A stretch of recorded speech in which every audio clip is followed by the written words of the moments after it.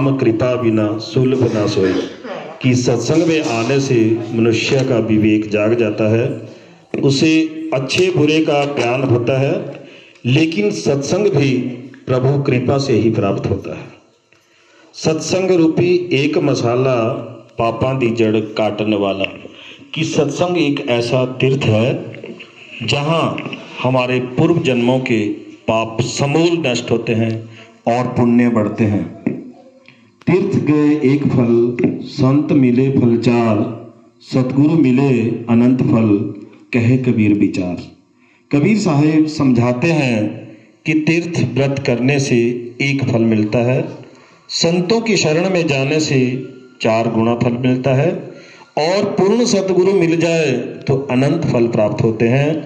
तीर्थ व्रत पूजा पाठ जप तप करने से पुण्य तो मिलता है, परंतु मुक्ति नहीं, 84 नहीं कटती। जन्म मरण का आवागमन कभी खत्म नहीं होता। कहे नानक एहो जनाई, गुरु बिन मुक्ति पाइए ना भाई।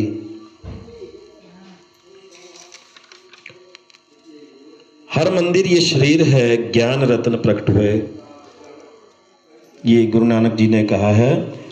महात्मा चरणदास जी का अनुभव है कि दूध मध्य ज्यों घीब है, मेहंदी माही रंग है, जतन बिना निकसे नाही, चरण दास से ढंग, जो जानी या भेद को और करे प्रवेश, सो अविनाशी होत है छूटे सकल कलेश।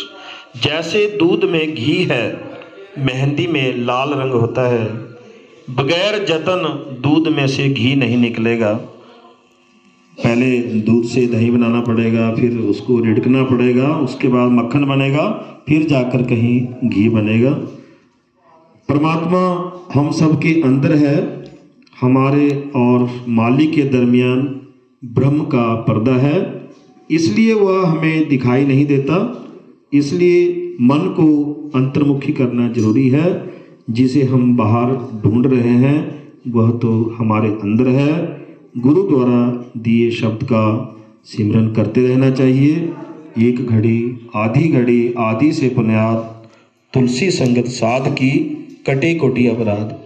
कि एक घड़ी जो है 24 मिनट की होती है, आधी घड़ी 12 मिनट की, और आदि से पुनाद 6 मिनट ही सही सत्संग में आने से जीव के करोड़ों पाप नष्ट होते हैं।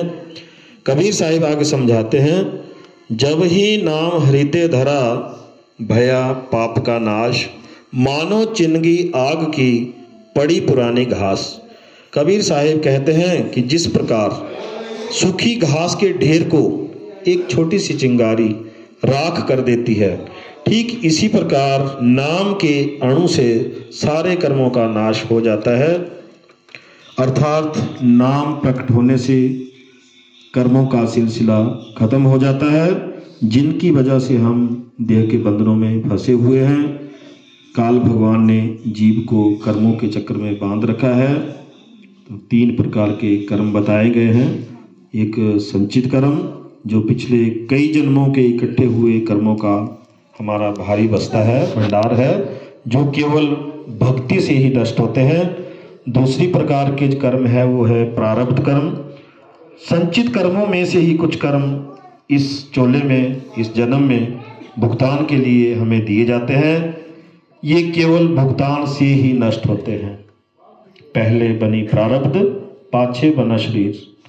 तीसरी प्रकार के जो कर्म है वो है क्रियामान कर्म। नए कर्म जो हम अभी कर रहे हैं, जिनका भुगतान हम अगले जन्म में करेंगे, इनको निष्फल किया जा सकता है। बुरे कर्म बिल्कुल नहीं करने चाहिए।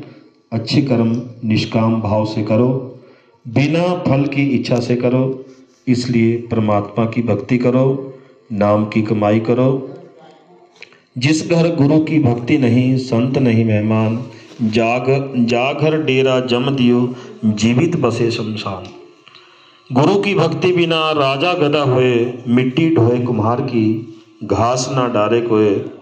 गुरु की भक्ति बिना नारी कुकरी हुए, गली गली भौंकत फिरे, टुक ना डारे कोय। कबीरा निगुरा ना मिले, पापी मिले हजार, एक निगुरे दे सिरे ऊपर लख पापियां दा पार।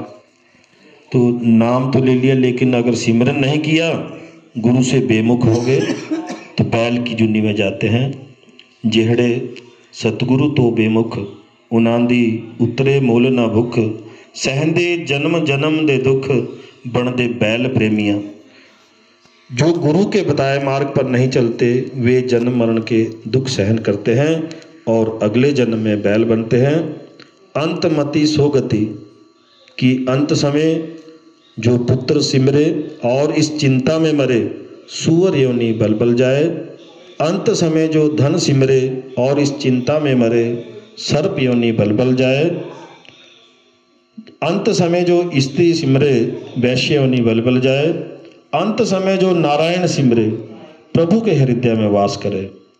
तो इसलिए अंत समय गुरु के चरणों में ही ध्यान रहना चाहिए, हर समय सिमरन करते रहना चाहिए। जो भी अजप्पा जाप आपको बताया गया है नाम देते समय, उसी का जाप करते रहना चाहिए और अपने बच्चों को भी अच्छे संस्कार देने चाहिए। बच्चों को सत्संग में लाना चाहिए। सुबह शाम जो आरती विनती करते हुए भी उन्हें अपने साथ रखें, उन्हें धार्मिक पुस्तकें पढ़ने को दें। बच्चों के साथ भी थोड़ा वक्त जरूर बिताएं, उनसे बातें करें, उनकी कोई समस्या है तो उसका भी मार्गदर्शन करें। अपने से बड़ों का आदर सम्मान कैसे करना है इनको जरूर सिखाएं, क्योंकि पहले साष्टांग प्रणाम करते थे गुरु को तो धरती का स्पर्श होता था, सारे रोग व्याधियां कट जाते थे। अब तो पंचांग प्रणाम, 5 अंगों से प्रणाम, थोड़ा सा झुकते हैं घुटनों के बल, लेकिन अब तो बिल्कुल फॉर्मेलिटी ही हो गई है।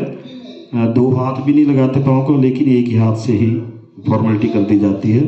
तो बच्चों के लिए भी अच्छे संस्कार दें और जो सतगुरु द्वारा जो नाम दान देते वक्त आपको अजप्पा जाप दिया गया है सिमरन के लिए, उसकी कमाई करें। उसी से जो सच्चा शब्द है, जो असली शब्द है, वो आपके अंदर खुलेगा। तो ज़रूर आपने सिमरन के लिए बैठना है, भजन बंदगी के लिए 1-1.5 घंटा। वैसे तो 24 घंटे में से 2.5 घंटे दशांश का बताया गया है कि परमात्मा ने से हमने इकरार किया था जब गर्भ में थे, तो हमने विनती की थी, जीवात्मा ने विनती की थी परमात्मा से कि मुझे इस कुंभी नरक से बाहर निकालो, मैं दिन रात आपका भजन करूंगा। लेकिन वो इकरार हम भूल गए। जैसे ही जन्म हुआ माया ने पर्दा डाल दिया और हम परमात्मा को भूल गए, जो परमात्मा से वादा किया था। हमने वादा किया था कि हम दिन रात आपका नाम जपेंगे, स्मरण करेंगे, लेकिन परमात्मा ने कहा था कि 2.5 घंटे के लिए थोड़ा मुझे समय दे देना। 24 घंटे में से 2.5 घंटे केवल दशांश मांगा था, धन का नहीं, श्वासों का, कि मेरा सिमरन करते रहना, नाम जपते रहना। लेकिन हम उसको भूल गए, परमात्मा को भूल गए और इसीलिए हम दुखी हैं। कोई तन से दुखी, कोई मन से दुखी, कोई धन भी न रहे तो उदास, थोड़े थोड़े सब दुखी, सुखी केवल सतगुरु के दास। तो इसलिए भजन बंदगी पर जोर देंगे, भजन बंदगी करेंगे ताकि आपका जो शब्द है वो खुल जाए, सिमरन करते रहें। ये जो आज्ञा चक्र है, यहाँ पर जहाँ माता बहनें बिंदी लगाती हैं, यहाँ पर आपने ध्यान लगाना है। तो इससे जो असली जो शब्द है, जो सच्चा जो गुरु है, उसी को असली शब्द कहा जाता है, जो अंदर खुलता है। वही इस लोक में भी साथ देगा और परलोक में भी साथ देगा। तो सुरत को शब्द के साथ जोड़ना है और हमारा जो मार्ग है वो सुरत शब्द का ही मार्ग है। तो इसी के साथ मैं गुरु महाराज जी का जयकारा लगाऊंगा। बोलिए श्री गुरु महाराज की जय। तो एक भजन बोल लेते हैं।